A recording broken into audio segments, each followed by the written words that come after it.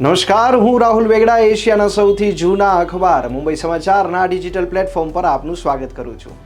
ચાલો જોઈએ આજની મુખ્ય હેડલાઇન્સ. બાંગ્લાદેશી ઘૂસણખોરો પર કડક કાર્યવાહી. અમદાવાદ અને સુરતમાંથી 500 થી વધુ લોકોની અટકાયત. પાકિસ્તાનને એલઓસી પર યુદ્ધ વિરામનું ઉલ્લંઘન કર્યું. ભારતીય સેનાએ આપ્યો જડબાતોડ જવાબ. સંયુક્ત રાષ્ટ્ર સુરક્ષા પરિષદે પહેલગામ આતંકવાદી હુમલાની કડક નિંદા કરી. રાષ્ટ્રપતિ દ્રૌપદી મુર્મુ આજે પોપ ફ્રાન્સિસના અંતિમ સંસ્કારમાં હાજરી આપશે. આરએસએસ વડા મોહન ભાગવત આજે નવી દિલ્હીમાં હિન્દુ મેનિફેસ્ટો પુસ્તકનું વિમોચન કરશે. ગુજરાતના અનેક શહેરોમાં ગરમીમાં આંશિક રાહત. 3 દિવસ બાદ ગરમીનો પારો 2 થી 3 ડિગ્રી વધવાનું હવામાન વિભાગનું અનુમાન.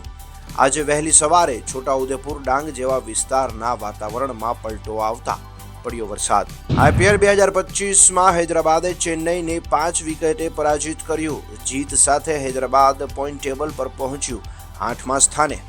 તો આ હતી આજની મુખ્ય હેડલાઇન્સ. આવા જ માહિતીસભર વિડીયોઝ અને મહત્વની અપડેટ્સ માટે જોતા રહો મુંબઈ સમાચારનું ડિજિટલ પ્લેટફોર્મ.